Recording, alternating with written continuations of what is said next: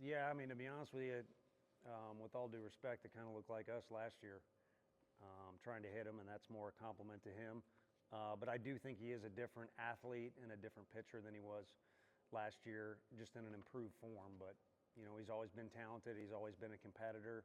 He's always got a lot of personality he brings to the table. So it's just fun being on his side and seeing that progression in those areas he's already good at, and then also some areas that aren't strengths of his yet are kind of starting to become that. What are some of those areas that aren't strengths yet but are starting to become I think the biggest thing is just physicality-wise. I mean, he's in a lot better shape than when he first got here. And part of that was attributed to taking a summer off, a summer away from everything. But I think he's hungry for success this year, but also these kids start eyeing how long of a career they can have or what they could do at the next level once they have success in our league or just success at a high level of college baseball. Really, he did that a little bit last year as a freshman, did it a lot last year as a sophomore, and now he's kind of finding his way at our place. And again, I think when the guys realize that, they kind of realize the eating, the sleeping, the routines, the preparation, it's part of their job, because they know that their job is more than likely going to be playing baseball, especially for a guy like him, as opposed to coaching it for a guy like me. Tony, what went into, I guess, starting the corner infielders? Is that more Andrew's arm? Do you see that long term? Yeah, no, I mean, to answer your question, sorry to cut you off, Peebs and Andrew had been a little sore, along with about 6 or 7 other guys. It's kind of the nature of our schedule. You could see our guys did their work over the break. The problem is we get back and you're around the team and you have technically a month only by NCAA rule to prepare for the season. So everything's go, go, go. And you typically see guys sore in one area or another, especially with the throwing stuff. So we want to play for a long time. We hope we're eyeing things down the road that are just as valuable, if not more valuable than today. So just trying not to press the issue. And if you ask him or Peebs, Fish and Peebs in particular, and then a couple of our pitchers too, Thacker, I can tell, is one guy who's looking to break the ice and get out there too. We're going to be I'm going to be a little more conservative, so that if, there's some added soreness, it's not because we as a coaching staff rushed him a little bit. So, and then the other guy over there just played better than everybody since he came back. So, but there's been some other guys that have played well too. So we'll start a few new guys tomorrow, and we'll see what else we got. You said he's played better. What has he done in scrimmages and preseason work? Came back with a different type of energy. Not that he didn't play well in the fall, but you could just see it. And other guys have had it too. I mentioned it in one of the sit-downs we had or a press conference we had. Some of those guys have made the depth conversation a little bit more interesting when we're talking upstairs about guys.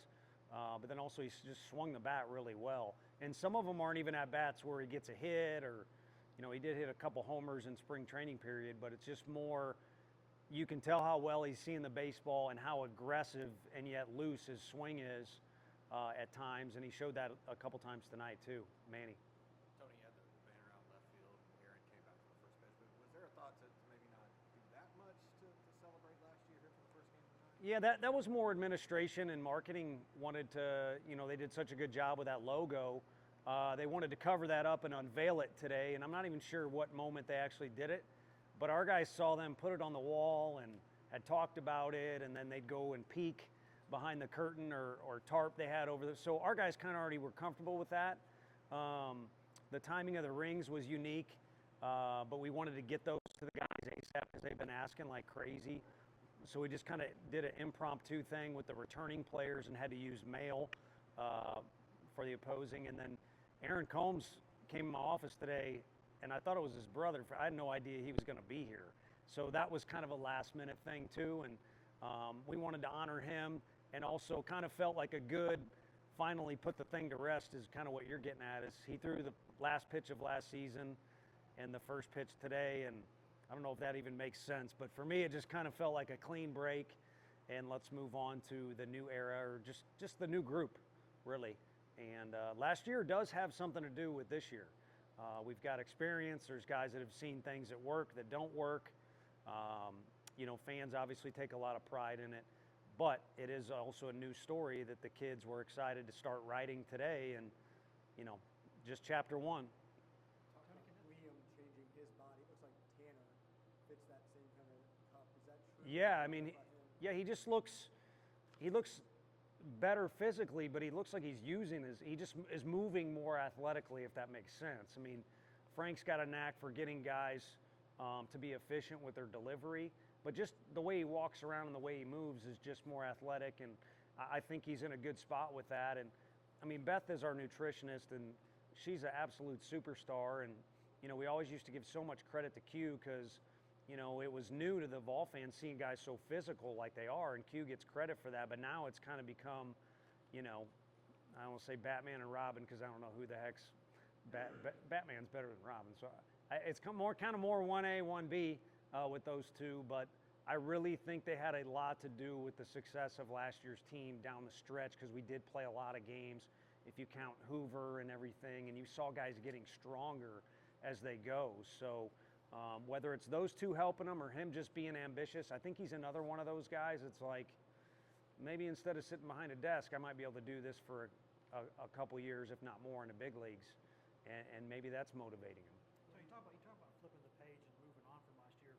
In a sport where you always have so many new guys on a team in a given year, can that maybe be a little easier to do because you're not as reminded of it every day? Yeah, I mean, I haven't even joked. I've just kind of said it with the portal and the draft being at the end of the summer, opening it up for sophomore draft eligible guys, and then just added turnover for a couple other various reasons. It's almost like more junior college level where you have that type of turnover. Not quite, but that's kind of what it seems like a little bit. But yeah, I think the other thing that makes it easier to turn the page, I think this group did it a long time ago.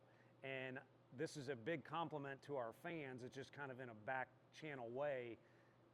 They've asked for so many different things and appearances and celebrated so many different things, and our guys have signed stuff.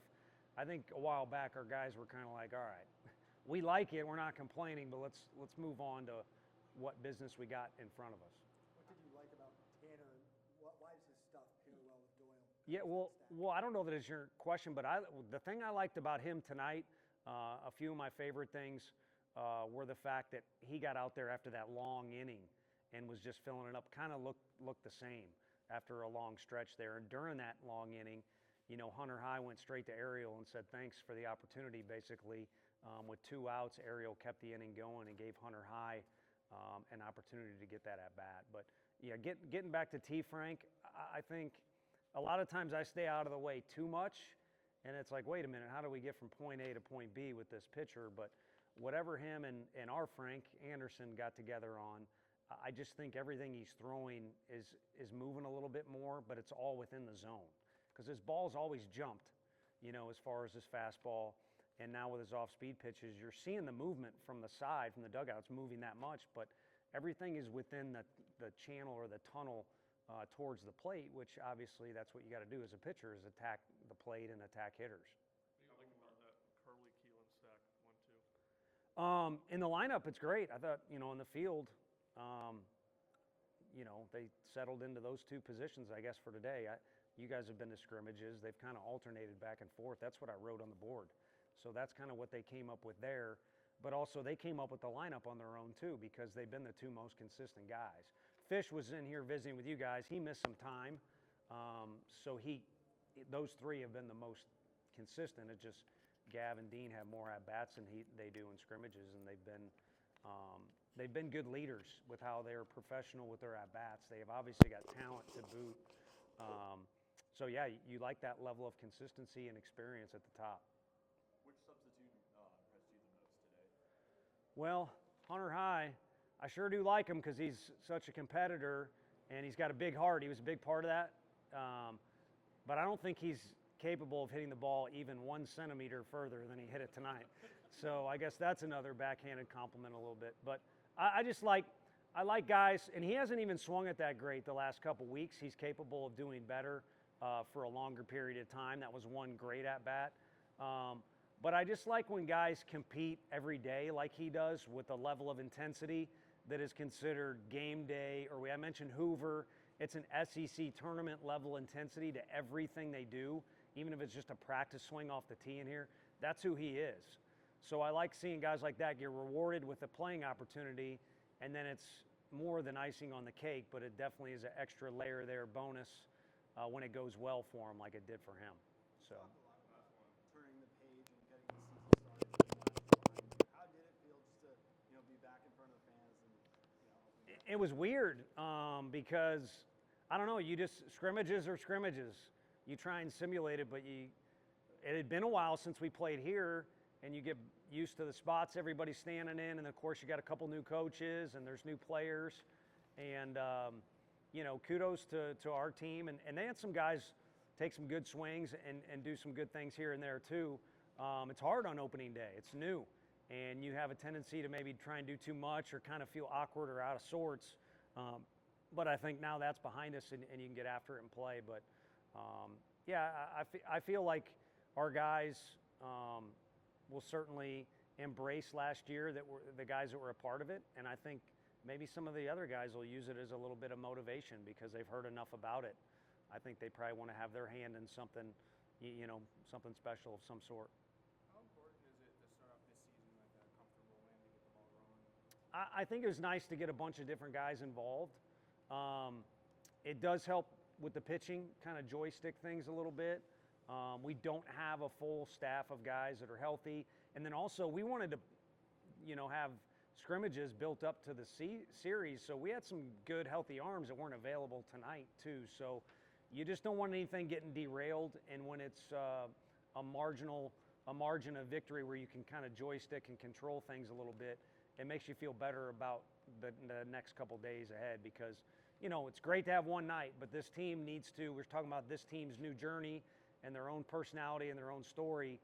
To be really good, you got to learn how to put together a good full weekend. And if you play far enough, it's a weird weekend. It's 3 days in a row, and SEC can be Thursday, Friday, Saturday. But you got to find a way to put together a good 3 days. And this is step one this particular weekend.